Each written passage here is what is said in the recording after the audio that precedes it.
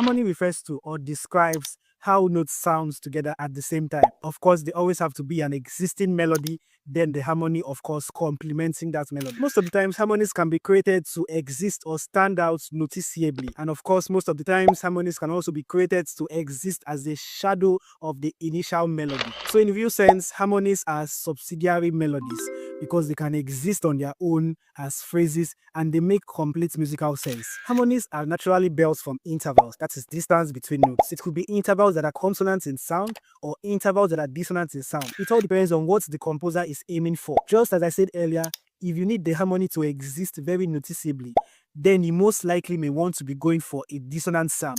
But if you need the harmony to just be a shadow of the initial melody, then of course a consonant sound may be your best bet because of its resolution and stability. Of course, not only singers and single note instrument players can play harmony. A chord instruments like a piano can also achieve that too. Because literally a chord is a stack of notes, right?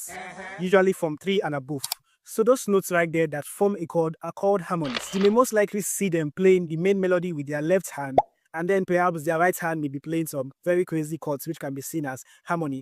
Or they might be a vocalist actually singing the main melody and they might be complementing the melody lines with some chord progression, which is also seen as harmonies. This situation right here is usually called homophony. Chord instrument players do a lot of crazy stuff with harmonies. I promise you, they are so creative with it. You hear stuff like extended harmonies, inversions, chromatic harmonies, modal harmonies, polychord, tetrachord, functional and non-functional harmonies, and even non-chord tones. That is notes that do not belong to the chord from a melody line. Okay. Also, reharmonization. These guys mess around with lots of crazy stuff in there, like dominant substitution, tritone substitution, like more. There's a lot to talk about on harmony. Like, trust me, harmony is one of the most broadest topic in music. But sadly, my time is up. But I do hope you've been informed. Till next time, cheers.